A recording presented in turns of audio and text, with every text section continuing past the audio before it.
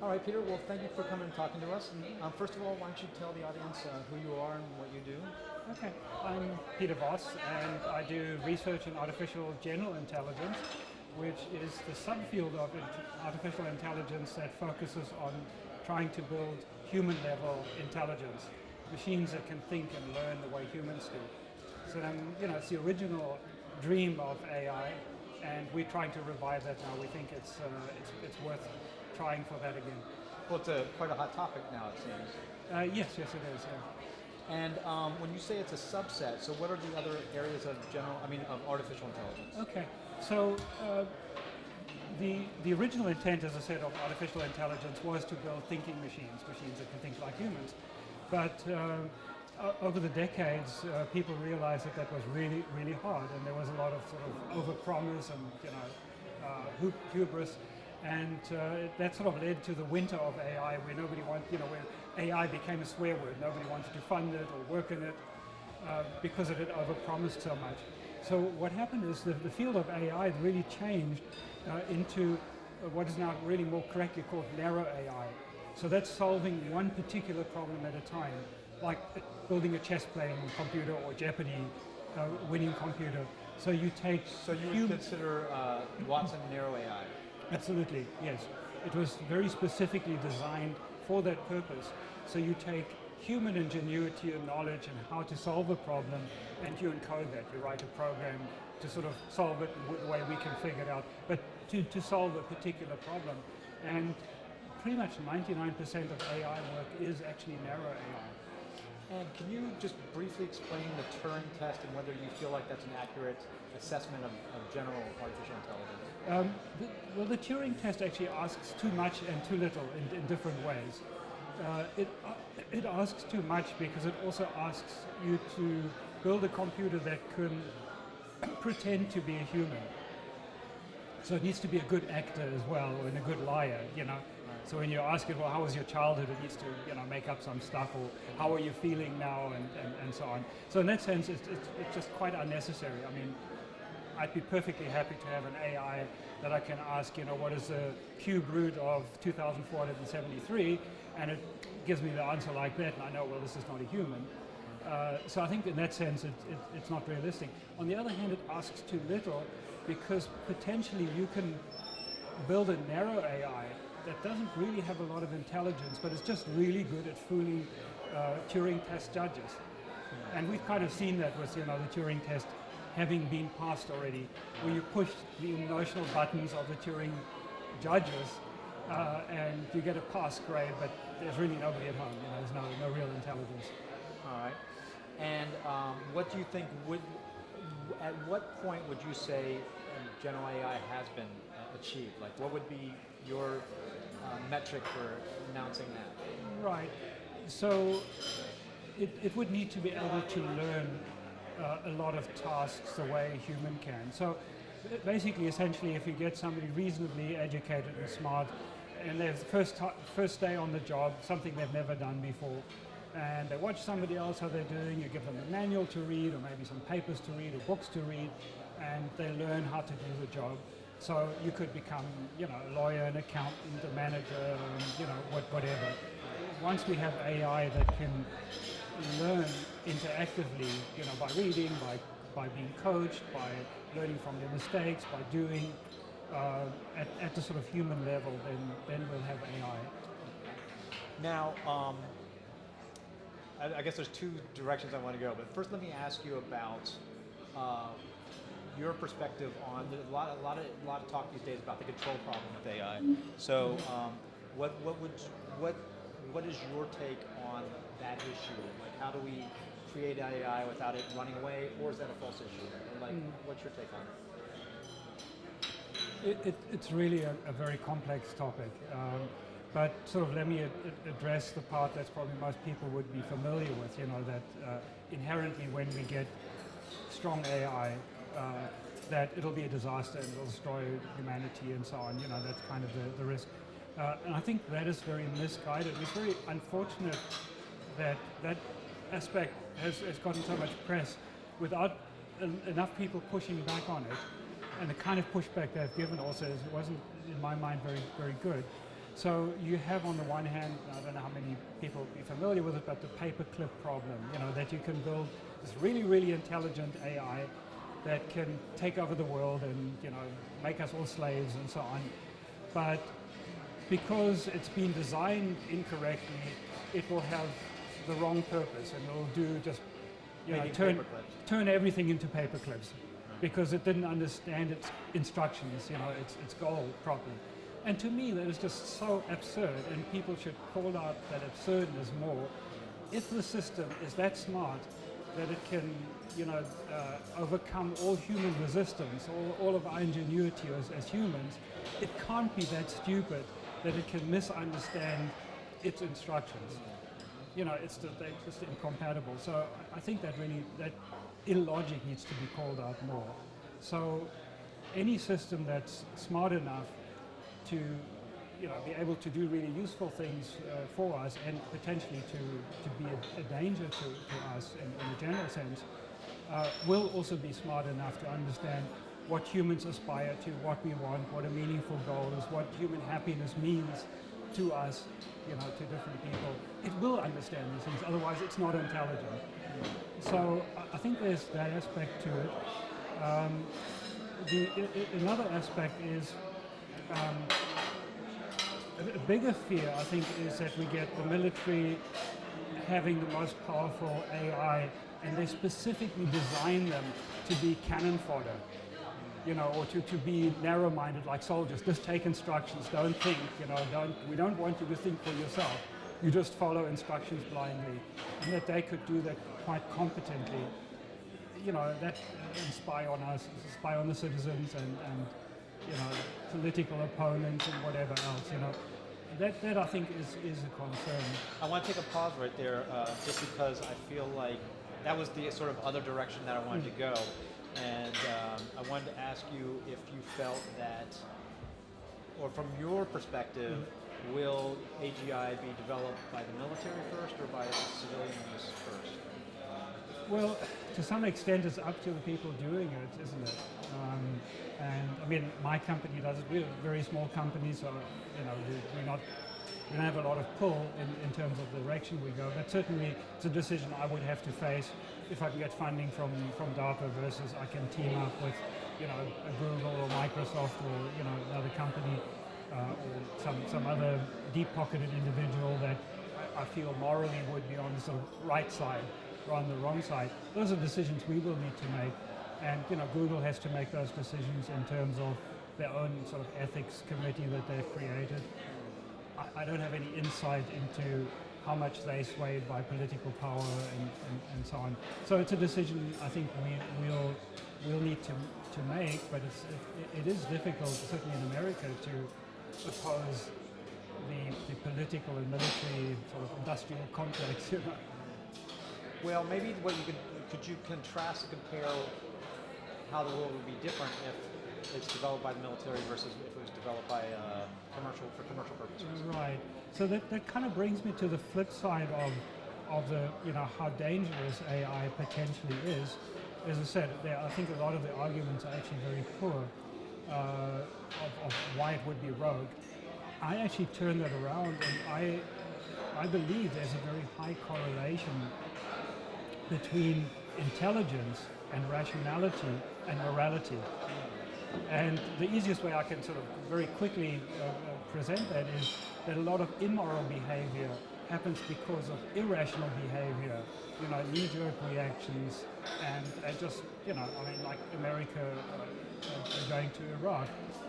It's a knee-jerk reaction. It was an emotional reaction. It wasn't a rational reaction.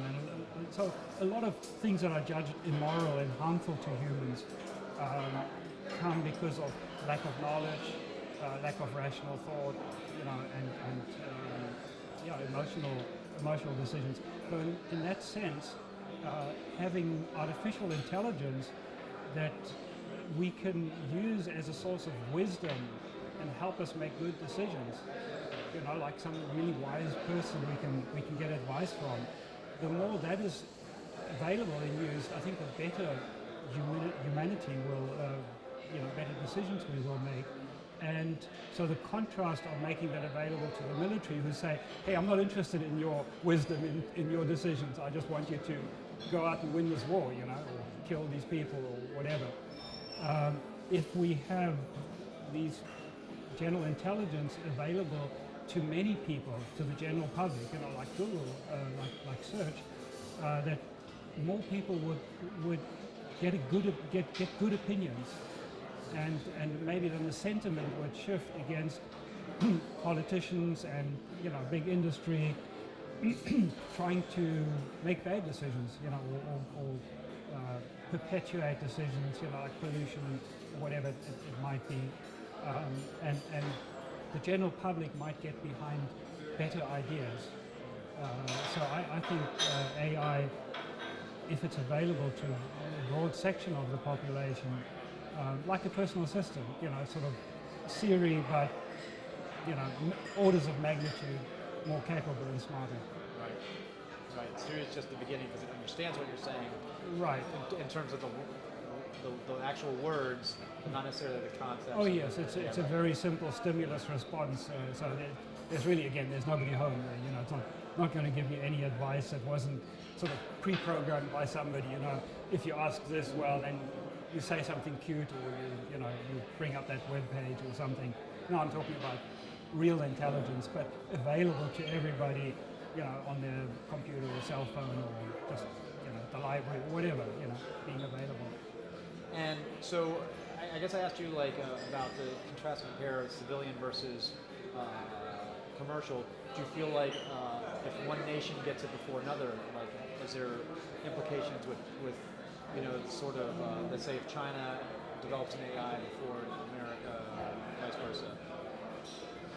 You know, I think it's one of those clearly highly chaotic type of dynamics that it's going to be quite impossible to predict, you know, how that will shape up, you know, how quickly the technology will be copied and available to everybody, how badly, you know, China or Russia or somebody will try to have a Manhattan-type project where they try and get a more powerful version of that they can then use by themselves.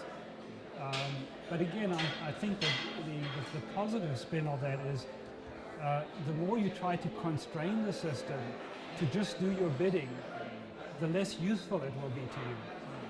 You know, it's the same way as having a slave who may have a lot of intelligence, but you don't use their intelligence. You just say, hey, you just dig this trench, or you just do this, or you just go and kill this person. Whereas that person with intelligence might actually say, hey, I've got a better idea, but you have to listen to me, you know. So, and bureaucrats and dictators and so on don't tend to value intelligence. So I think there's a beautiful dynamic there that people who value the intelligence most will also be most positively affected in a moral sense. Do you think that there's a chance that AGI could replace dictators and bureaucrats? Absolutely. And I think that government would be much better if it was run by a rational machine. And how would that look? Can you put a little bit more meat on those bones, that idea? Well, I'm a fan of the sort of constitutional approach, you know, rather than just a pure democracy, because clearly 51% of the population shouldn't be enough to allow slavery or, you know, something that's immoral or wrong. So I think there needs to be a baseline of what truly are rights, or what is moral, and have a consistent system. And within that framework, certainly you can have people voting for certain preferences and so on. So I think in terms of you know, I mean, one of the things you would presumably want to instruct the system, or the system would might tell you rather than you instructing it. We're not going to have corruption. You know, you're not going to have bribery, because that's not a good system. So we're just not going to allow that. You know, so you can't bribe the computer to get an exemption for your environmental impact, or to get a contract awarded to you, or to have some boondoggle rocket being built because, you know, in your district you're going to get some votes for it. It's just going to say, we're not going to do that. You know, we're not going to go to war to please some person or feed some industry or keep some military base open or something.